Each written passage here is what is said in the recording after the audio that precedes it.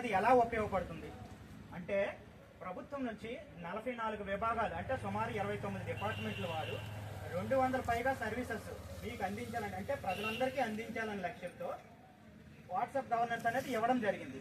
మరి వాట్సాప్ గవర్నెన్స్లో భాగంగా ప్రతిరోజు నేను మీకు అంటే ప్రతి శుక్రవారం నేను మీకు అవగాహన కల్పించాను.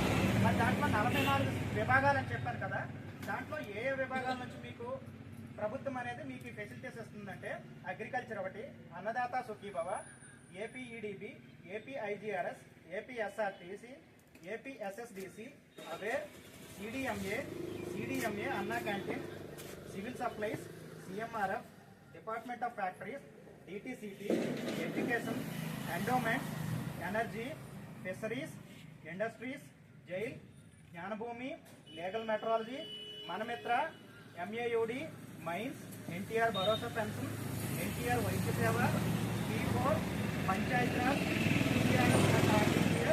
Police, registration stamps, revenue, RTCS, RTO, SAAP, Srinidhi, తల్లికి వందనం, tourism, TTD, women and child welfare, Yogandhra, zero poverty P4, zero poverty P5 ఇలాంటి సేవలు.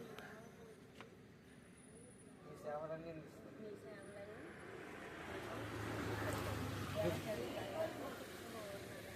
అమ్మ మీ యొక్క సర్వీస్ నాకు అర్థమైందమ్మా. మీ సర్వీస్ ఏంటంటే మీరు తిరుపతి దేవస్థానానికి వెళ్తున్నారు, టికెట్స్ అందుబాటులో ఏమైనా ఉన్నాయా అని అన్నది మీకు తెలుసుకోవాల్సిన విషయం. అయితే మీకు తెలుసుకోవాలంటే ప్రభుత్వము మనందరికీ ఒక వాట్సాప్ గవర్నెన్స్ నెంబర్ అనేది ఇవ్వడం జరిగింది.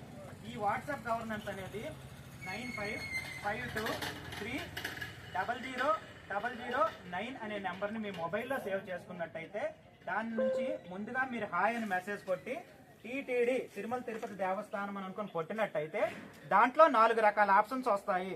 దాంట్లో 4 రకాల ఆప్షన్స్ వచ్చేటప్పుడు మీకు ఏ యొక్క సౌకర్యము ప్రభుత్వం నుంచి కావాలనేది దాంట్లో మీరు నమోదు చేసినట్టయితే మీ యొక్క ఆ యొక్క వివరాలు అనేది మీకు అందరికీ తెలియజేయడం అవుతుంది.